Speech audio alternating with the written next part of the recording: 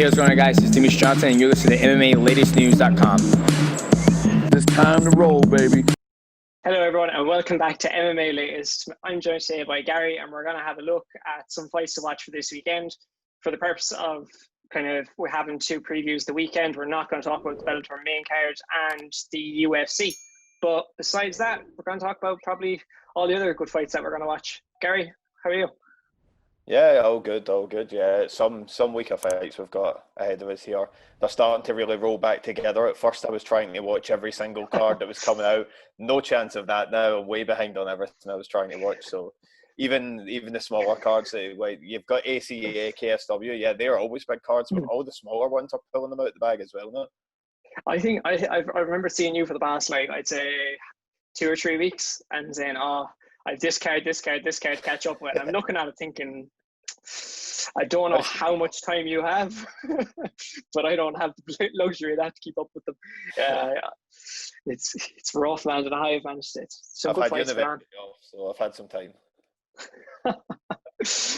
Grand. So we kick it off. What are you thinking? First fight, we're going to start off with one championship, McLaren and Tovin. Yep, what are you thinking? The one. Yeah, it's a really good fight. Yeah, two guys. So it's Alexei Toivonen. That's the way I was going to pronounce it. So Alexei Toivonen versus Reece McLaren. It's in their flyweight division, so we're going to call that more the bantamweight division. All the rules, I don't make them. So essentially it's going to be a bantamweight fight. Toivonen, I will kick off with him undefeated, 7-0. What you thinking of him? Good, yeah. He's actually I was chatting, so doing a bit of writing with MMA Viking for the past while. And so I've been involved with them for quite a while. So keep an eye on, any Nordic fighter that's really fighting. And I was chatting to one of the lads who's going to the cage event this weekend. And I was asking him, I was like, "Here, what's Tovin like?" And he goes, "Talented, really, really talented grappler." He was all about him. He was telling me, he's like, "Yeah, he's talented on the ground. Really kind of good kind of build for that weight division as well. So he should be a solid he should be a solid one for that fight." What about McLaren? Have you looked up much about him? Yeah, I had a little look up on him. I just kind of put down stats. I didn't necessarily know too much about him before, but when you look at his opponent level, it's just fantastic. Kevin Bellington, Bibiano Fernandez, Ben Lynn, just loads of really good guys. But it does seem like he's not necessarily winning those ones when he gets that big step up. But when you've got that fight with Fernandez, for years, Bibiano Fernandez was considered sort of like the top of the top outside the UFC, right up there with everybody. And McLaren went split decision with him for the title. So we might have been looking back at this in a different way now if he just got the judges' scorecard there. And Toivonen as well, though, he's absolutely every single fight except one is finished in the first round. For that, that's always going to be a crazy one. He's had those 2-0 contests as well. I was actually trying to figure it out, but I haven't got an answer on it yet. His two opponents both got done for doping violations. I was thinking that they pop for PEDs. They're very strict in cage for actually checking them and stuff like that compared to your other sort of level of promotions for that. So yeah, both.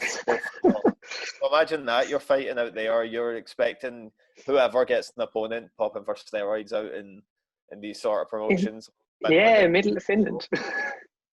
Yeah, so fair enough. They'll do a good job out there, I suppose. His level of opponents fantastic as well when you look through Toivonen. It's just non-stop good opponents. Every single one has a solid record behind them.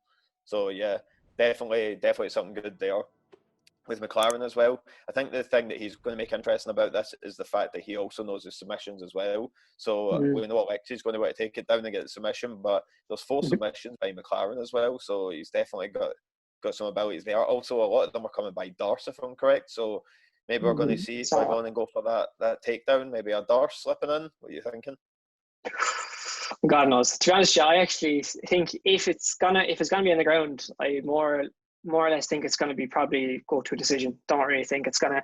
I don't know. I think it's cancel out each other back and forth. It might be a bit exciting, or it might just be a bit of a stalemate in different positions because they're both fairly good grapplers. Do you know what? I wouldn't mind if it ended up being like a Ben Askren, Damian Maia style thing where they're both good on the floor. So just all right, let's stand up and just two of them just stand and bang for a while. I'd love to see something like that. We see that a lot with these grapplers when two grapplers are clashing. Maybe I know it's not the jiu-jitsu side of it, but even the likes of an Usman versus Covington, like two guys who know their stuff on the ground, so they don't even try it against each other. You just stand and bang the whole time. So yeah, maybe it'll end up with a sleeper slobber knocker out of that one. Yeah, I'd love to see something like that. Be kind of, you'd see the different side of each fighter. Then you kind of see which one's the better striker, as well as who's better, who's more well-rounded. And then moving forward, you kind of have someone to look at and think, all right, I've seen that fella strike, I've seen that fella grapple, probably all right. No, I'm looking forward to that one. Yeah, we move on again, sure. What we go on to Saturday? Whoa, what we kick off with? Eternal MMA. Eternal MMA is the first up on my list, yeah. Yes, Jack Della versus Alden Bates 2. Welterweight title on the line. That's right, side line. Jack Della on an absolute tear. What is he? I think he's eight fights since losing his opening 2. I think his debut fight was a loss to Alden Bates as well. So yep, that's the one. So only 2 losses in his career. He's on an 8-fight win streak, and he'll getting a rematch of one of those 2. So it's a really good chance for him to sort of get that back and start making his record look a bit clearer again. Yeah, I was actually watching it, especially getting one back over Alden Bates, who beat him in first time out. So I was actually watching one of his interviews. He was chatting to Caoilte TV, and he was saying that he's like, all right, this is going to be done with. He was saying it was going to be done within 2 rounds. He's very he's confident. I'll give him that, and I think he's well in his right. I was watching a bit of tape of him. He's fairly solid. I wouldn't mess with him on the mat whatsoever. I think he's solid on the mat now. He's a good grappling. I think he'll probably take this one by a submission. But yeah, I wrote down him as well. I looked up his opponent records again. I love the opponent record stat, and they are 29-7. 29 wins and 7 losses is his combined opponent record. So for a guy that's 8-2, that's insane. Eternal MMA have been giving this guy some tough opponents from jump, and he still seems to keep coming through. And even then, he had that little Cage Warriors fight he threw in 2017 as well against James Bucket. So it was just a random fight in Cage Warriors for some reason. He's been defending his title for a long time as well. So it's been a long time since 2016 when he made his debut. So he's got a lot to prove here, and I think most people are going to be on him. But what do you think about Alden Bates? He's from England. He's fighting. Well, he's from Britain. I guess I should check that, because as someone from Scotland, I should definitely check to see it says England. It does say England, yeah. So don't make that mistake. You don't want that. So he is from England. All of his wins have finished due to strikes. So he's a guy that would come out there, stand and bang with you. Opponent record not as good as Jack Della's at all. It's much more reserved, much more kind of new guys, and he is coming off a loss into this, so a bit of a knock on his confidence. But do you reckon the fact that he knows that he can beat Jack is going to play in his mind a little bit? Potentially, yeah, probably. But at the same time, I don't think you can rely on that, because it's a long time since that fight. That's like, it's like saying, yeah, it's been a while. It was only his first fight. It was only his debut as well.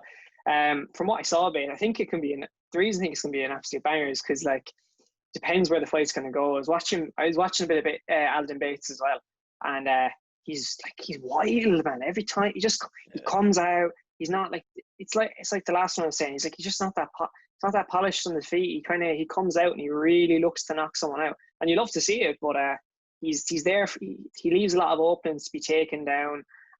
Commits a bit much sometimes, and then might lose his balance. I was watching one of his fights. He actually nearly got DQ'd against, I think it was Howard. Was it Luke Howard he fought against? He nearly got DQ'd. What was it? It was was it a knee? Something I think he landed an illegal knee or something. It was ridiculous. He ended up winning the fight then, to make it even crazier. It was a bit of a controversial one. He got docked 2 points in the first round.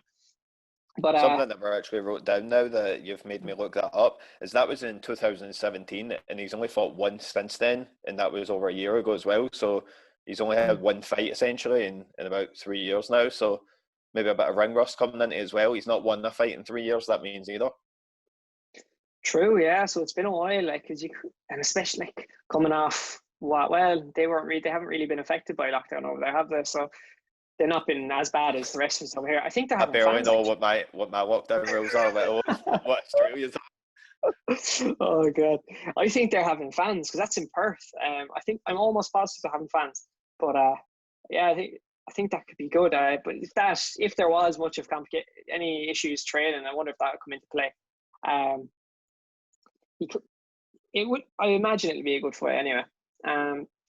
Even despite the fact that he's coming off, a long layoff. Probably was training throughout that, just hasn't really had the opportunity to compete. But yeah, good matchup by a turn. They're doing all right. That's why this is like the second kind of prospects in this case to come out of that promotion since we've started doing these videos. We had Casey O'Neill. Now we got Jack Della and Alden Bates. So doing all right over there. Yeah, some good stuff happening there. And even if he hasn't fought as much recently, it's all kind of, the whole point of MMA is to build those stories up to fights. And you've got somebody like Jack Della who's going out there, he's on an 8-fight win streak, defending the title left and right, but there is one guy still kicking about that division that has a win over him. So you get the story there, picture perfect. And if he can pull off the win, that'll be great for them. But if he doesn't, then you're looking at something entirely unexpected, which is always what we want to see. Yeah, then exactly. We can move on to the next fight, and I think we are journeying to Spain, if I'm correct. Yeah, right. We've taken That's for the AFL Valkyries card, and I will attempt to pronounce the promotion name because I make bad decisions. And Scar Fighting League. I just call it AFL. Is it pronounced Fighting League? Yeah, they've got a good little card there. A lot of kind of new fighters. I'm surprised so many fighters on it from France, considering we've just seen the French stuff. Actually, we'll give that shout out at the end. Most likely that there's also a French card that's popped up as well. But yeah, so lots of good stuff coming out of France. But the fight, and it was one that you were specifically wanting to point out to me, is the atomweight title fight between Emily Motta and Rita Marrero, sorry. Marrero, that's it, yeah. Yeah, I was looking at this one. I remember Alan Murphy tweeted out in the week, he was saying Motta is definitely one to keep an eye on. He's like, looks kind of sold the fight a little bit when I was looking it up. I was getting the press releases and I was thinking, this fight, this might be one to watch. And then I remember I tweeted as well, I was like, away from because the personal bias towards Katrin Costigan, atomweight from Limerick, nearby. I've tried her a few times. Lovely person. I was thinking, you know what? She'd be one for that title. She'd be one for a title fight. Whoever wins that one. And Alan came back and said that he tried to make it. They tried to make that one. It nearly happened. So that would have been great if that happened. I think I've seen Catherine reply to that actually and just said it's one she's interested in as well. So yeah, definitely one to look out for. And Alan, I remember him tweeting about Ariane Lipscale at one point in time. So he knows his up and coming Brazilian female fighters. So man, that man knows his MMA. It's mad. But so actually on to the fight. I watched 2 fights for each of these, and I'm gonna give it to Motta. I think I watched the first. So they're both, they're not exactly.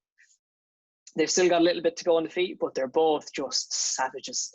They're just moving forward, throwing punches, they're constantly active, no break in the action, straight, they're right in your face. I love it. I want it. One of them, Motta is just, she loves it. She had a few these looping right hands in one fight, and they kept landing, and she would and then she took her down. It was lethal. She was lethal. She's vicious. I think she's a good prospect.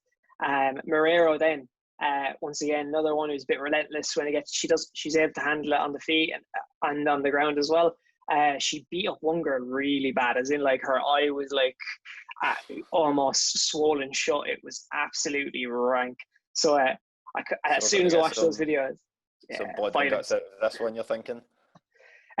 Because the stereotype is that you're not going to get absolute wars or these really bloody or gruesome looking fights, the stereotypical ones anyway, from women's MMA. If you go from just the average fan or just general MMA Twitter, MMA Facebook, you get that kind of impression, and it's completely not true. And I think this fight could be one that will prove that kind of stereotype that people kind of have completely wrong.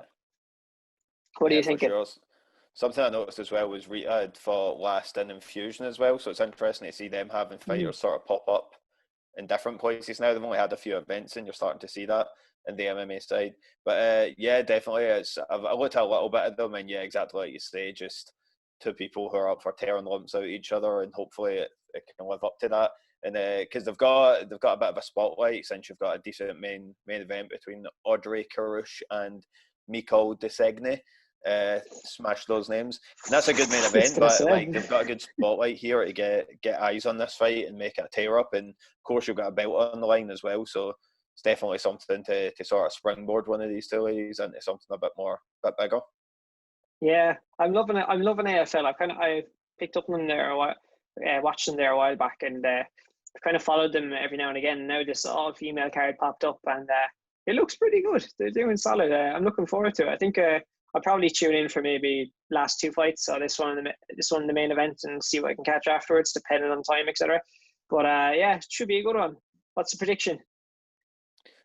Probably, I'd imagine, just you see the undefeated record and you just always go, yeah. But then again, if Marita's pulling out 2 draws in only 6 fights, then you never know. She could eke this one out to another draw and just tie that all up once again.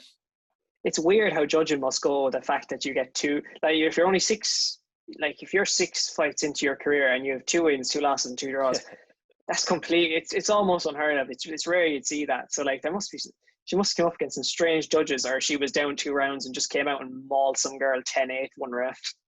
Can you imagine someone's coming out here with like a record like 0 wins, 0 losses, 2 draws or something?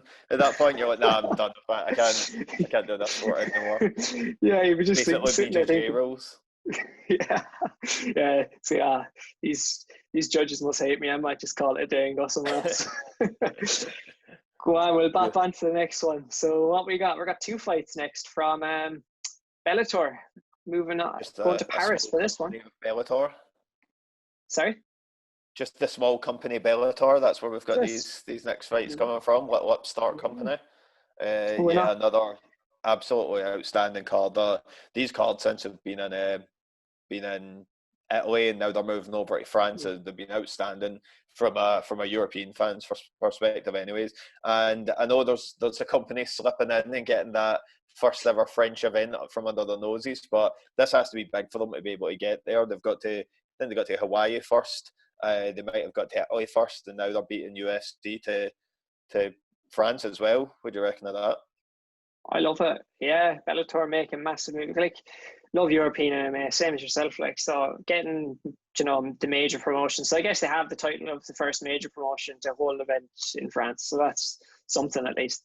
They have fans as well, so it's always positive. I'm loving it. Yeah, I'm delighted that we get to see so much European MMA back and get a few Irish in the card as well.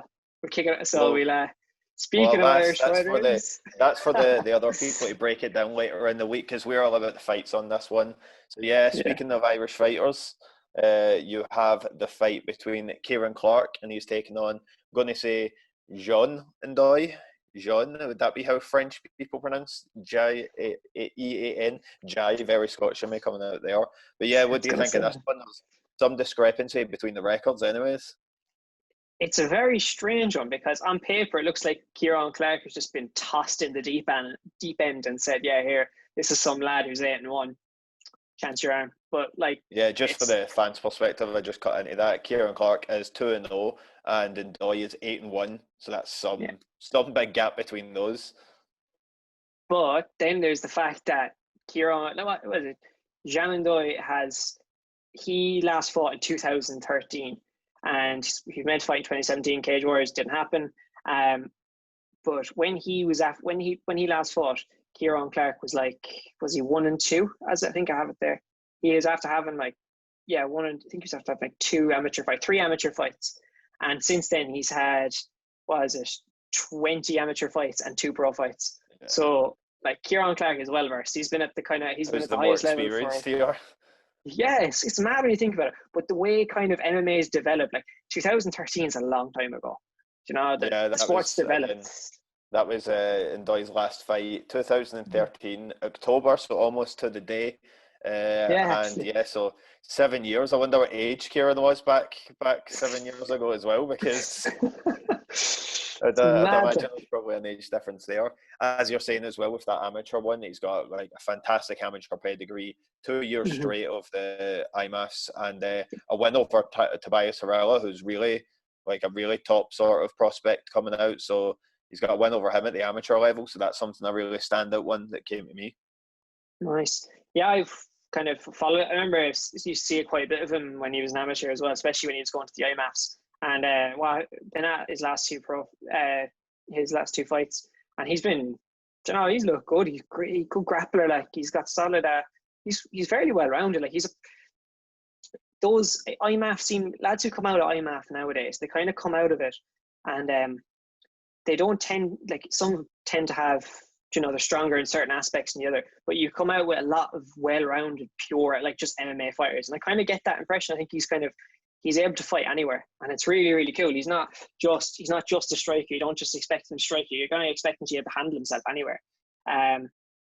So he's not, I think he may actually have the upper hand considering the amount of experience he has and like the pedigree he's been training with and the kind of level he's been fighting at both amateur and pro. About Ndoye, what are you thinking? Well, you wouldn't be getting a guy fighting in Bellator out of SBG that doesn't have a bit of an upper hand coming into it. There's some stuff been happening over there. And Ndoye was fighting in Cage Warriors as well back in 2013, so he does have it. Obviously, Cage Warriors aren't going to put on bad fights, so he was fighting some good guys there. And you have to think there's some weight in his shoulders as well. The fact he's coming back after 7 years away. He's from France, and his first fight back is fighting in France. The first major show that's happening in France as well. So he's going to have a lot of weight in his shoulders. And if you just break down, even looking, as long as the lineup of the card remains the same by the time the Bellator starts, he's going to be the fourth ever fighter to have a pro fight in France. So coming back after 7 years fighting sort of like an up-and-comer like that, that's going to have some weight in his shoulders. Pro fighter in Bellator now, is it? Or because there's the French card since I wrote that stat, so that card's threw me off. Are we going to shout out that card at the end? Because I don't like the fact that they threw off my research before this by popping up at the last minute. We'll give him a punt at the end just to see, because that one popped up very. That just came out of nowhere, and then UFC. You're also tweeting about it today. But with this one, then actually with Ndoye, if you look up the McComb fight, he actually submits him twice in one fight. Yeah. Swear to God, the referee doesn't. I'm almost positive he tapped. Like, I'm looking at it, and if you looked at it, you think, oh, he tapped. Referee, grand, step in, stop it. And then the fight keeps kind of, Ndoye kind of lets go as if, fight's over. And no, fight keep going. He taps him again then, like about 30, 40 seconds later. But yeah, I watched that, I was thinking, oh my God, it's like, that is brilliant. I think the one that always sticks out to me, that exact thing, is the Ken Shamrock versus Hoist Gracie one, where Hoist Gracie taps him like one, I don't know if it was the first event, and the referee's like, I don't understand what a submission is, so I don't know what to do right now. And it might even be Big John at the time. And but basically there's a lot of confusion, and it's just Ken Shamrock going, yeah, he submitted me. I'll explain it to you. I'll tell you the rules in a minute, but yeah, I get submitted. But yeah, as you're saying, that Ndoye has really good submission game, so that'll be something for Clark to really watch out for. I think this one could be a bit of a chess match and kind of the ground, because I think but it depends. I think it does. It depends on, like, it's MMA. It can kind of go anywhere, really. It's one of those things you could say one thing and then you just like completely wrong. I think it'd be a good one to kind of good grapple. It could be a really good grappling match. But yeah, I'm gonna stick with the Irish roots in this one. I'm gonna go with Kieran Clark for my pick. How about you? It depends if he wins. I'll be Irish if he wins, and I'll be Irish. I'll be French if he loses. Sure, I was floating at that as well. No, yeah, I'm definitely the same. I think he might be able to keep the grappling a little bit distant, and then maybe work it a little bit. What we got next? Mads Burnell versus Banovic. Yeah, really good fight. Really good records between the two of them as well. 13-3 for Burnell, and Banovic having 17-7. So lots of experience, especially at this point of the card. We're used to Bellator having their prelims filled with guys from the local pub that are 0-1 records and stuff like that. And yeah, they're pulling out fights like Mads Burnell in the prelims. It's kind of strange to see, right? I know, yeah. It's like you go with this former UFC fighter and Cage Warriors champion to Bellator prelims. Like, he should be close to a headliner at this point, really, considering his kind of pedigree. It's mad to see. look through those prelims as well. You've got like Ryan Scope, BAMMA champion, Saul Rogers, essentially the tough winner. Dylan Logan's on there, maybe not the best record in the world. Terry Brazier's prelims, another BAMMA champion. Jesus. Dominic Wooden, what's going on with this, you know? But it's amazing to see, fantastic cards. And of course, with this fight, as you said, Mads Burnell was a UFC fighter, and he got cut at 1 and 2. And although that seems a little bit rough and stuff like that, his losses were Michael Prazeres and Arnold Allen as well. So it seems a little bit premature, but I think from most people that I see, say it was probably the right move. It was a little bit early for him in his career, and he seems to be able to use his time away from UFC to build on that a little bit better. Do you reckon that's a right assessment of it? Or No. No. No, I agree to an extent. I think ever since leaving the UFC and going to Cage Warriors, he's kind of, the development is just insane. Like, he's just, the way you he's think he would come have on. had that development in UFC though? You're probably right, yeah, but considering the fact that they threw him in with Iron down very, very early. But like, correct me if I'm wrong, isn't that the fight that he was winning for the most part and then got caught in the third round with a choke? I'm pretty sure he won round 1 and 2. Off the top, I feel like I wanted to say it was something like a split decision or something, but maybe it was a finish. Maybe you're spot on. Arnold Allen as well. He did come in and he wasn't exactly looking like he was on fire right away, and he's managed to put that crazy win streak together in UFC. So it definitely looks that way. But even when you look at some of these, you're spot on. Yeah, third round front choke. I think it was. I think Burnell was actually winning that fight until that point. I need to look it up, and I could be wrong, but I'm not. If my memory serves me correctly, I think that was what was going on. But yeah, it's one of those things. If buts and maybes.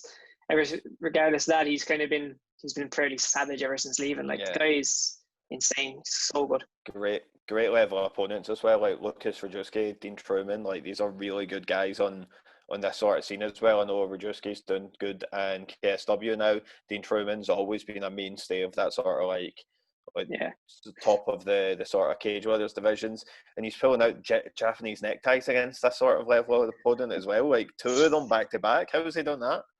Oh, it's insane. He's got like, how many's he got? 3 or 4 in total in his career. It's just like, you get these fighters who just manage to find that move, and obviously he's got more to his game, so it's not like we've got a Cody McKenzie on our hands here or anything like that. nice. But yeah, good fighter all round and stuff like that. He's been doing fantastic ever since, and this is his time back in one of the major promotions, so this could be a second opportunity at that sort of big time, and let's see if he's able to do better than he did then.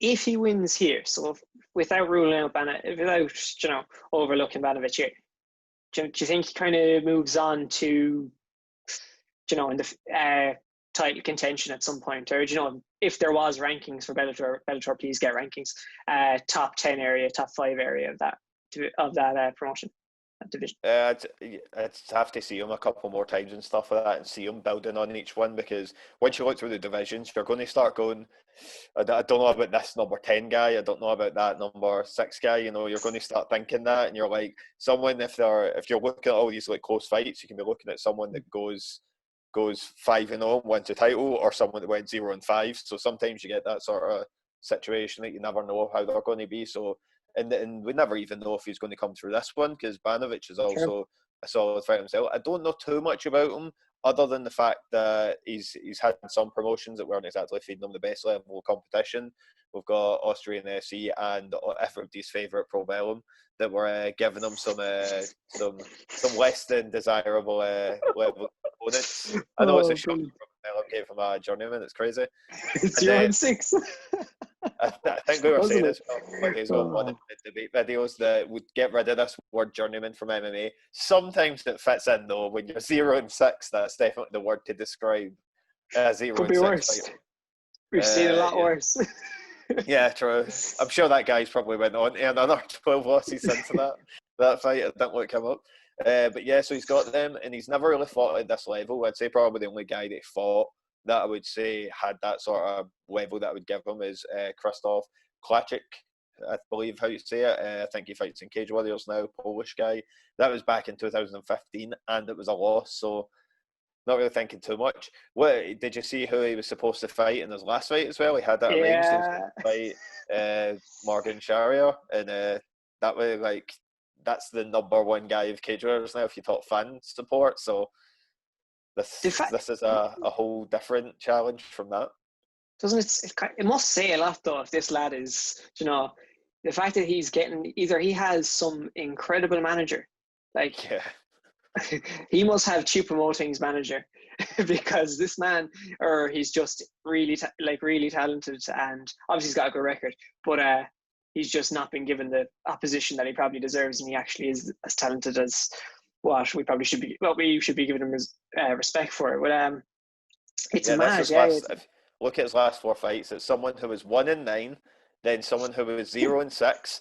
Then he was supposed to fight Morgan Sherry, who was supposed to fight for the Cage Warriors title a couple of weeks ago, and Mads Burnell after that.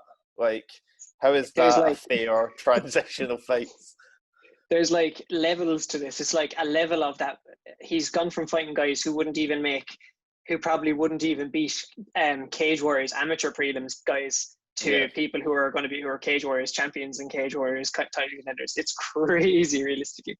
But I'm interested. I think he could, if he pulls off something good here. It's a good look for him. But I gotta stick with Burnell. Definitely gotta stick with Burnell on this one. I'm definitely picking him for it. But at the same time, with MMA, if you're pulling out a 17-7 record, that's not just of complete amateurs and stuff like that. They can build that up a little bit. There's a lot of guys of 1-0, 2-0, they kind of records in there, but you're going to come across a guy who's 1-0 or 2-0 that's going to go on to something. So the fact that he's 17-7, he definitely knows how to win a fight at least. So if he knows how to win a fight, you never know. Maybe he's got some sort of exploit to get Burnell out of there. But I would be surprised if he could pull it off. Truth. Now, for our last one, and probably my favourite event this weekend, KSW. Oh, I can't Top to wait. bottom stacked. Absolutely unbelievable card. This has to be like is it better than the UFC card? From a European fan's perspective, is this better than the UFC card? Yeah, there's definitely a good chance. To be honest, because I've been looking at the KSW card so much, I don't know what the UFC card is because I'm so busy looking at the KSW card. So that probably tells you quite a lot about it. But yeah, absolutely top to bottom. We could have argued for an hour just deciding what fights we were going to talk about in this because to be honest, I could talk about the entire card on Saturday about an hour before the fights. I've been considering it all day, thinking, oh man, I'd happily sit there and talk about KSW for a while. Yeah, we've narrowed it down to 2 fights though. I don't know if this is the way the card's working or what, because I'm surprised this one isn't higher up. But we'll kick off the first one then. Being and I just moved my screen down. Andreas Stahlberg, big Swedish fighter, undefeated, someone who had a lot of hype behind him, and he's fighting the crown jewel of Polish prospects.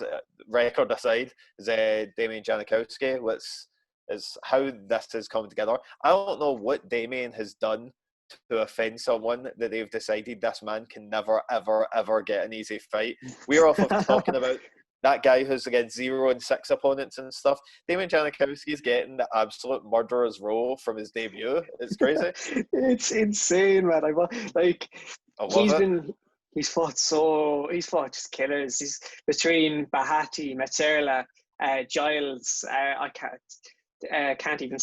say his most recent opponent's name, and I don't want to disrespect him like that. But my God, this guy has just fought like the elite of that division. It's absolutely insane. I think their Olympic wrestling background comes into it a little bit. But yeah, I love watching him. I think he's insane. He's just insane. He's so good. He's deceptive. He's kind of deceptively, good in the feet to an extent. He's quite exciting. He does like to strike. He's very high paced.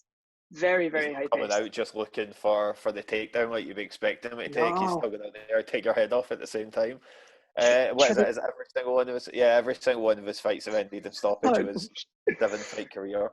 In that second fight, that's the one that always stands out to me. I'm going to try and say it and make these bad decisions. Anthony Shemiluski. That's his second pro fight. Like, I would give somebody like Brock Lesnar a lot of respect because he fought some tough guys when they first kicked off. This guy's 32-16 as a record, and he's fighting 1-0 Damian Janikowski. I love it. And if you want more context, Janikowski won that fight in the second round, so it's not exactly like it's some sort of mismatch, and it's not somebody the KSW brought in to lose either.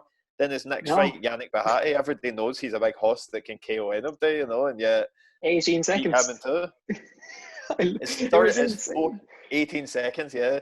And his fourth fight, Michał Materla, like that's the second probably biggest guy in the entire Polish MMA, and they gave him Janikowski him in his fourth fight.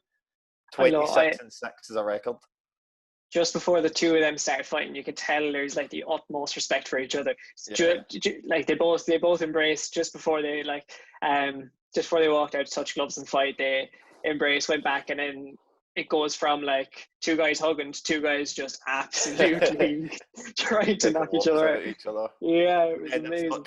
That's not to forget Berg there as well. He's somebody that I know they've been really pushing over in the Swedish side of things. His last fight was in Brave, looked really good. Yep. I know he had a lot of height from, and that's what's so exciting about this. He's another guy that's just going to come out and try and take your head off. He doesn't throw a half power punch either. He's got I think this Greco-Roman background in wrestling a little bit. He does like to wrestle a little, but his last fight in particular, he's kind of become a bit of a striker. He guys are sitting his punches and trying to strike with his opponents. Last one was just, he was wrecked and just kept going. It was mad. I loved it. I know that was the one that stood out to me. That was the main one. Also, I'm gonna refrain him that fought the legendary Sean Lomas. Anytime I see him on someone's record, I'm a big fan. Such a weird. Forgot about that. I love that Berg as well. He's fought all over. So he's fought Sweden, Austria, England, Poland now. So he's doesn't care if it's going to be his backyard, someone else's. He's just going to go there, and who cares? He's undefeated. No one's been able to stop him so far. And especially you're saying that he likes to wrestle. That might just work out for the defensive wrestling side of things. Obviously, Janikowski is always going to have the advantage in that aspect for this one. But so if he can use that as like counter wrestling, maybe it's just going to turn into a 1 round, 2 guys stand there and throw bombs at each other sort of fight. Yeah, I think this is going to be an absolute war. Can't forget about that IMAF Silverberg has as well. So he's got that really kind of he's got an elite amateur background as well in MMA. So they both got decent backgrounds from his last fight. No, he didn't show the technical prowess. He showed the kind of similar to Janikowski, someone who you're thinking has this great pedigree from other elements, whether it's amateur or whether it's a different sport, and then go out there and try to take someone's head off. You love it. Absolutely love it. I'm so excited for this one. This one's going to be absolutely amazing. I can't even pick who's going to win. What about you? I'd say first round knockout either way. And I think they're not even going to take it down. I think it's going to be standing, 2 guys just throwing big, meaty hooks at each other the whole fight. If I'm gonna, do you know what? I'll pick one. I'll see if I can get one out of you as well. I'm gonna pick one from watching the two of them. I'm gonna pick Janikowski because I think he's probably got the better of the two in terms of striking. I don't think gas tank really matters unless this one goes to the 3rd round because the two. Yeah. But if it go, I think I'm gonna go with Janikowski for this one. But yeah, I'd probably edge it the same, but I wouldn't be surprised at all if Berg just goes across the cage and takes his head off either. Like he's got that power in him, and Janikowski weighs his chin out there as well. He swings mental, so yeah, I think flip a coin, wherever it lands. This one's in the end. True. That might be the fight I'm most excited about of every single fight the whole week as well. I cannot wait for it. What about the next one? It's you've now have hyped it down as well. I've taken away from it.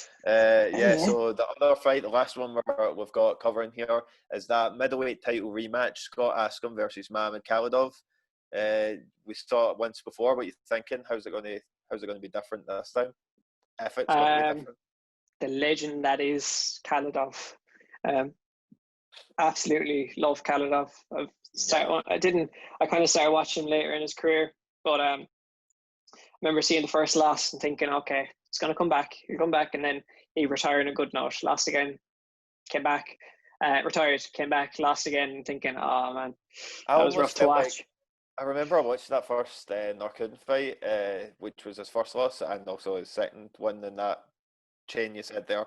But I remember always feeling like it was like he sort of like gave him the win at the end. It was almost like the fight was really close, then it got to the fifth round, and it just felt like Khalidov. There's an old film, Bicycle Boys. It was like a motorbike racing film, and there was a scene in it where I think it's Lawrence Fishburne, and he's racing the young kid, and then just halfway through the race, he just takes his foot off the gas, and then lets the other guy go, and it was almost felt like he was doing that, just going like, "It's your time now, Narkin." That's Just take his amazing. foot off the gas that little bit. But then he rematched them, so obviously he didn't. He didn't do that. True. Don't rematch someone you gave the win to. But yeah, just as you're saying, I'll read out a couple of his things. I'd say he's probably the biggest legend in Polish MMA. I'm even going to say there's a good chance above Jacek, Jan Blachowicz, Pudzianowski. I'd still say he's held in the regard even above them. Like he's just such an icon to them. He was fighting in KSW for 13 years, still fighting. Pretty sure he's turned down a few UFC contracts in there as well. He's on a skid after 14 fights undefeated. And at one point, KSW was just going, let's just import every single recognisable name in America. Why can't he fight him? Oh, I saw that. James Irvin, Matt Lindwin, Jesse Taylor, Kendall Grove, Melvin Manhoff, probably another screen, Mikhail Falcao. It was just like, get every single person we can to come and fight this guy, and no one could dethrone him. He's absolutely literally legend of KSW. He's when you think of KSW champions, or you just the first person that pops into my head always is Khalidov. I think it probably is for most people as well. Him and Mattera. But last fight didn't really go in his favor, and now he's got to go up against him again. In Englishman Scott Askham, a new legend, a new KSW legend potentially as well. The one who's taken out all the kind of Polish legends. Scott Askham, and in that 4-0, he's managed to stop Mikhail Mattera twice and also beat Mamed Khalidov at least once at this point. So imagine beating Mattera and Khalidov twice each. I wonder if I know Askham really takes a lot of pride in KSW and Polish MMA now, but I wonder if even he knows just how insane that is that happened. That would happen if it did happen.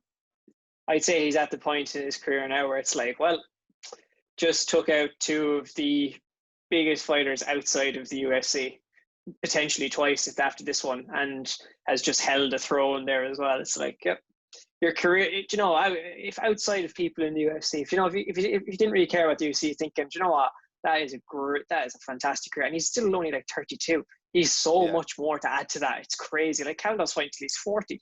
So Askham has years to go. He could end up. It's hard to even predict where he could end up. It's mad.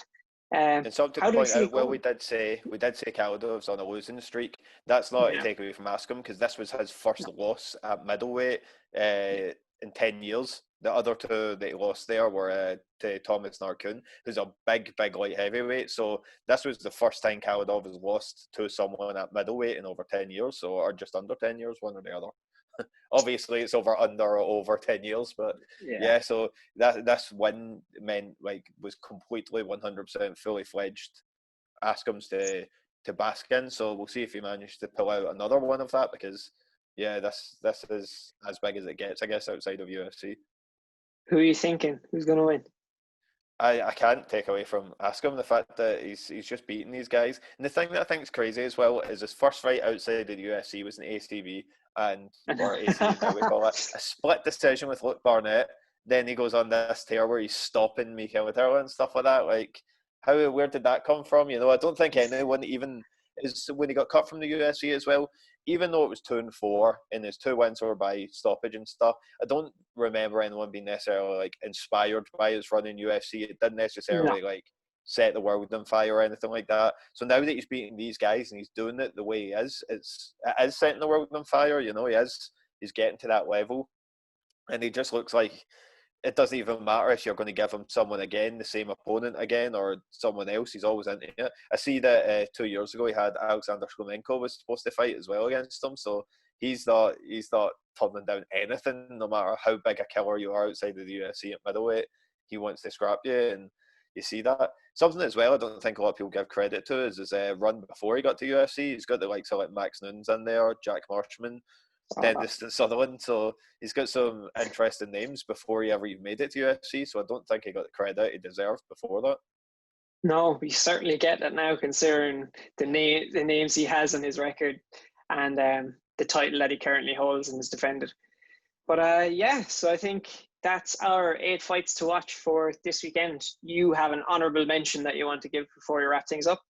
I did. If I'd pulled up the thing beforehand, it should come up straight away. So we've got 1 second of this unprofessionalism. Yeah, so it's called Mixed Martial Arts Grand Prix. It is the first ever French card in France's history. So there's some fights on there.